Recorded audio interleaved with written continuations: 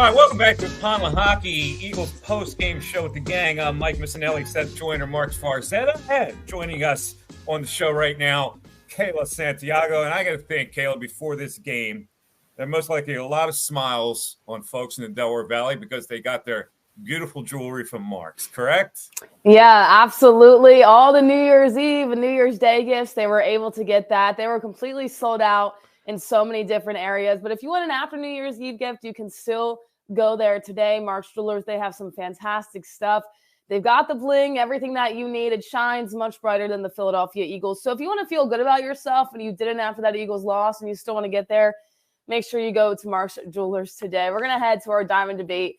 Just so much wrong about this game. Mark and I were on the halftime show saying the one thing they need to do is dominate the second half. Well, they did the exact opposite of that. It was really, really tough to watch. But let's go into our Diamond Debate. If you want to go vote, you can go vote on the Twitter page at JAKIB Sports. What stood out as the main cause for the Eagles' collapse against Jonathan Gannon, the return of him to Lincoln Financial Field, and it did not go the Eagles' way? Now, it could go in so many different areas. Is it the offensive play calling? They didn't have a lot of possession, though, so that's kind of tough to judge on. Is it the defensive play calling? Is it the personnel? Is there anything else that you really think is a key factor? Or is it a mix of both? Seth, I'm going to go to you first. Well, I mean, as players, you know, you got to be put in position to make plays. I'm looking at this. You know, there's no way that you can be up 21-6 and can't figure out, you know, how to get to the finish line. So I put the majority of this, you know, on the coaches, because the coaches got to figure this out. They got to figure out a way to stem the tide. Now, I realize on the defensive side, you know, you're lacking talent, but, you know, you got to start moving people around. You got to do some things that are unpredictable from the standpoint of, you know, you got to, if they're going to run the ball, you know, based upon formations will tell you where teams, you know, are going to try to run the football, you know. So you can set your defense in a way where you can take advantage of that, check out of it, get players, you know, where they really need, where they have an advantage from a number standpoint, because really football is just a game of numbers. Whether you're talking about the passing game or the running game, you're trying to stack the numbers in your favor so that you can attack where you have a numbers advantage.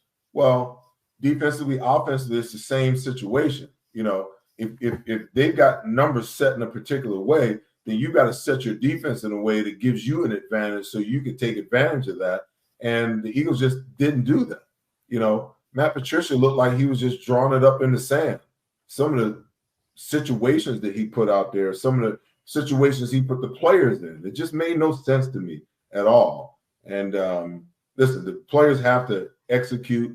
They got to execute the game plan, but that was a pretty darn, you know, lackluster game plan. You know, once they came out after halftime, you realize that the Cardinals scored 4 consecutive possessions in a row. That just can't happen. You know, that's not just players. And even though the players look like crap today, that's not just the players. Some of that has to fall on the coaches. And Mark, at halftime, we were a little bit confident saying, okay, the Eagles are sailing a little bit. We like to see what they did on the offensive side of the ball. And then just catastrophe in the second half. Is this team incapable of playing a complete game? Is this just what we're going to see? In my opinion, I agree with you that there's only 2 more games left, because it's crazy. It looks like at halftime, all the players go home and forget that they have a second half to play. Here's why this loss is so worrisome. You were in control. Your defense wasn't playing great. At halftime, you should have been able to, you know, snuff out the fire, so to speak, and be able to gain, you know, keep all the momentum and all that. And defensively, they just weren't able to do that to give their offense a real chance to win the football game. But the reason this loss is so scary is because the Eagles are just a lost football team. And I really want to stay away from saying, you know, these players. I want to stay away from saying these coaches. And I want to stay away from saying this front office, because it's this organization. It is everyone. The problem isn't just in one small group. If that was the case, then it would be correctable. But over the course of the last 5 games, it has barely been at all, if even, correctable. With one non-blemish on their record in the win over the Giants. Good for them, but it was a win they should have been controlling from start to finish as well. This is a haunting loss to the Cardinals because it really highlights how many problems there are. Howie Roseman picking the players. Then the Eagles at 10-3, panicking, deciding they needed, at that point in the season at 10-3, deciding they need a different play caller defensively because they had only faced one of the best offenses in the NFL in the Dallas Cowboys at home, and they also only faced the San Francisco 49ers, who were at that point not just the best team in the NFC, but the best team in the NFL. And everywhere you look, there is a problem on this Eagles team. And I have a huge concern when it comes to the front office. And I know you're being funny, Seth, about putting on the whistle for Howie Roseman going out there coaching. Might as damn well do that because I don't know how much power the head coach of the football team, I hope wins a lot of football games, actually has. I don't even know how much power Howie Roseman actually has when it's Jeffrey Lurie really being that role of a meddling owner, and it goes throughout. You mean to tell me the best thing they could have done at 10-3 was demote Sean Desai? Keep him in the building, by the way, because I'm sure that adds to great juju at the NovaCare complex. And you put him upstairs with Matt Patricia down on the sidelines. Shaq Leonard's been here, 3 weeks, and he's had 2 different defensive play callers. That is not a recipe for success. That's a recipe for panic. So when you're looking to assign blame, I hate to do this because it's something that means that it's a grave error among the entire organization. I like concentrating on the players. I love concentrating on the coaches. But this is a very, very deep-rooted problem within the Eagles organization that has gotten them to this point that they are at this year. And that is what is so haunting about this loss. It's not just a couple bad plays, a couple bad players. It's an organizational deep problem. And A.J. Brown, once again, refuses to talk to the media. He says, it's not about you guys. There's just nothing to talk about. I don't really know what to say. And before I used to say, okay, A.J. Brown, stop complaining. But now, if I'm A.J. Brown, I want to be the one complaining too, because consistently, maybe A.J. was trying to tell everybody what was really going on in this organization without fully out saying it. Mike, I'll go to you. Do you think Nick Sirianni just has completely lost his locker room right now? Because to me, it looks like there's no hope to get past the first round. Yeah, and I am bothered by A.J. Brown. I'm tired of I'm not talking, the attitude. I get it. You're frustrated. But that doesn't help what you do. That's not team-like to do stuff like that. Yes, Nick Sirianni has lost control of this team. He's unable to influence. Listen, maybe he got dealt a bad hand with Lurie saying, all right, I demand that you change the defensive coordinator out of frustration. Like he pulled an Ed Snyder without the outward anger. He did it behind the scenes. But the bottom line is you got to be able to influence the game on the fly as you're coaching on the sidelines. Their defense got blown apart by I get it. There's a lack of scheme right now. This is confusing. But there's also a lack of will. When they run the football for 221 yards against you, this Arizona team, they had 3 wins coming in. What were they doing on the sidelines? Opening cans of spinach like Popeye? And all of a sudden getting all this superhuman strength to plow you off the line of scrimmage? Somewhere along the line, defensive players have to stop what they're doing. So, yes, Nick Sirianni, for him not to be able to control this whole morass of confusion, but also live coaching during the game with a 21-6 lead against a bad football team, you should be able to do a little better than you did. I got one theory I got to throw out there, Kayla, on that note. A.J. Brown might be doing this organization a favor by not talking, because I think if anyone's going to shoot their mouth off at dysfunction on the offense, I think it's going to be A.J. Brown. Don't get me wrong, Mike. I'm with you. I want him to talk. This is BS. He should be talking.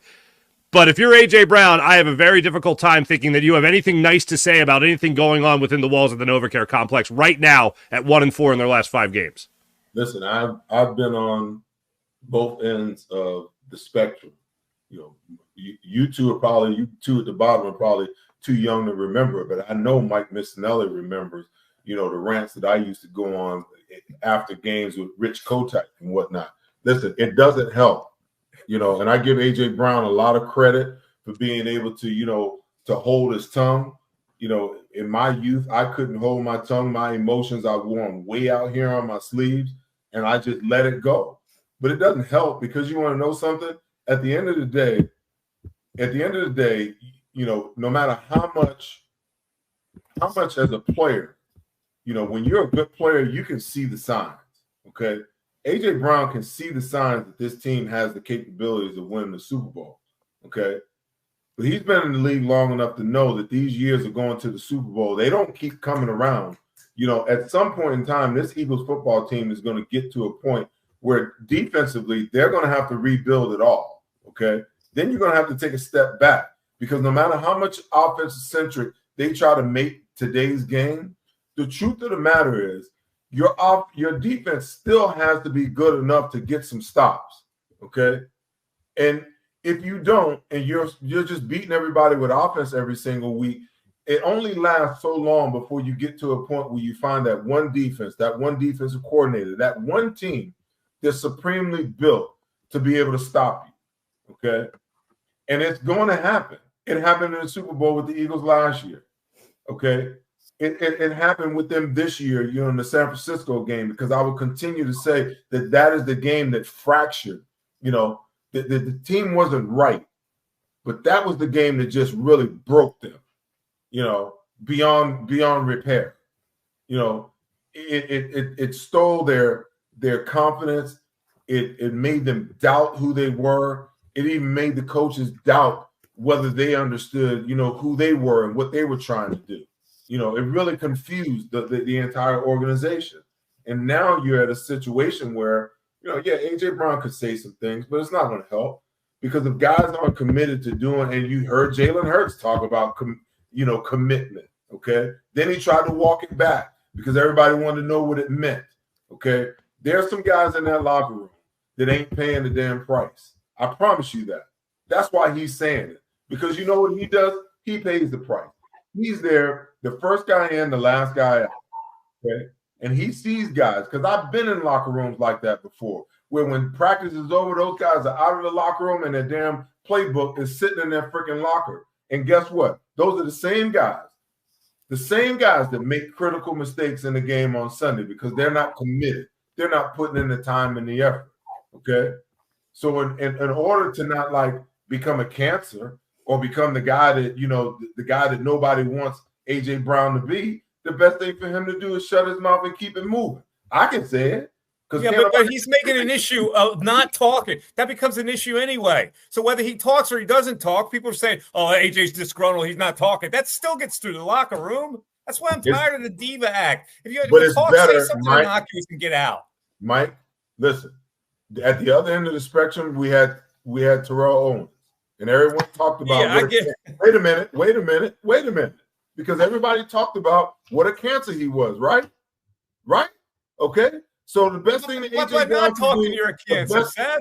Listen. By not talking, you're making a point. I'm not talking. That's still the same cancer. If I'm writing, okay, I don't need a player to tell me what the hell I just saw. I don't need an interview from A.J. Brown to tell me what the hell I saw. Go write your story. You don't need A.J. Brown to write your story for you. You just saw what you saw. Write your damn story. Now, do you want some insight? Absolutely. But A.J. is telling you that if I get started talking, it ain't gonna look right. It ain't gonna end well. So the best thing for me to do is keep my damn mouth shut. Well, how about you be a leader and make it end well? How about that? There's two sides of the coin. Like you can conduct yourself to the point where you can be a leader instead of showing that, oh, I'm not talking because I'm all pissed off. Well, it's the same message. It gets translated to people in the club. Oh, man, we're all discombobulated. Look at AJ. He's got a red ass. He's walking around. He's not talking. It's the same thing. And listen, I was a leader. On our team.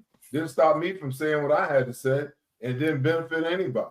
If anything, it probably divided the locker room more than it was already divided. So the best thing that I could have did was keep my big ass mouth shut instead of saying some of the things that I said. It wasn't any big deal when you did it because Buddy cultivated that kind of thing anyway. Right? It didn't motivate any of the players. It didn't motivate any of the coaches. It didn't motivate the organization to do anything differently, okay? We had a supreme defense that didn't do anything, okay? Because all those pieces, the organization wasn't committed. The coaches didn't know what the hell they were doing, and you had players on that roster that wasn't committed to doing what was necessary to win, point blank. So the best thing I could have did was shut my mouth and move the hell on. All right. on the age, real quick on AJ Brown, he's due a a lot of money after next season and the contract he has with the Eagles. I would love for him to validate how a lot of us feel about how discombobulated this offense has been and just talk about the utter confusion that happened in their second to last possession of the game right before they faced that 1st and 20. I would love to hear A.J. Brown's take on it all.